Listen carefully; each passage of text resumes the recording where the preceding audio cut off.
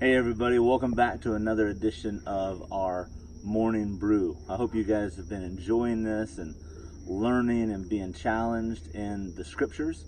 And today I want to talk to you a little bit about some of my favorite scriptures. As you can see, I'm on the water today. Some of the best things that I remember about life have happened on the water. I grew up fishing and skiing and canoeing and camping, and man, I just love the outdoors, especially the water. But some of my favorite stories in the scripture come from the water as well.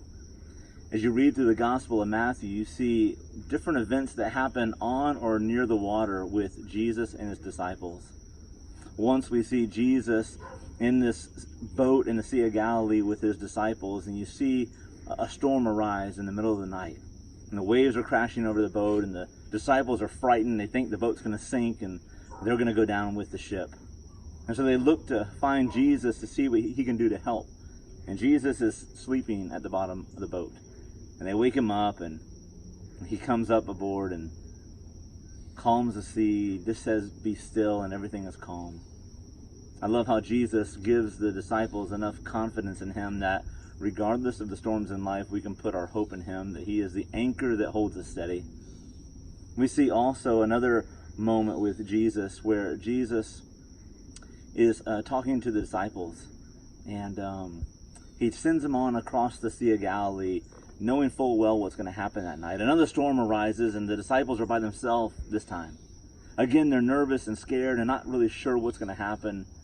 And all of a sudden, in the middle of the night, they see a person walking toward them. They actually think it's a ghost, and they're frightened and scared.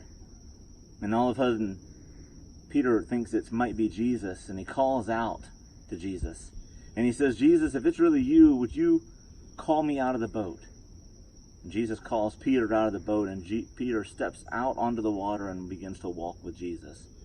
I love how Jesus, in even the most challenging circumstances, calls us and invites us to walk with him. Calls us and invites us to journey with him in this thing called a life. One other story that I love about Jesus is really at the beginning of his ministry, when he meets the disciples, especially those who are fishermen, and he begins to have a discussion with them and begins to tell them that he wants them to follow him. Jesus calls them to leave what they're comfortable with. He calls them to leave their nets behind. He calls them to leave their boats on the shore and follow him. And Jesus says something really specific. He said, "Come, and no longer will you fish for fish commercially, but now I'm going to have you fish for men." Jesus always invites us to join him in his mission, the mission to reach people, the mission to share the gospel, the mission to change people's lives for eternity. And so as you think about your life, what is Jesus calling you to? Maybe he's calling you to a place of peace in this storm that you're in. Or maybe he's calling you to join him in this journey, that you've never stepped out in faith, you've never stepped out of what's comfortable and joined him in this journey.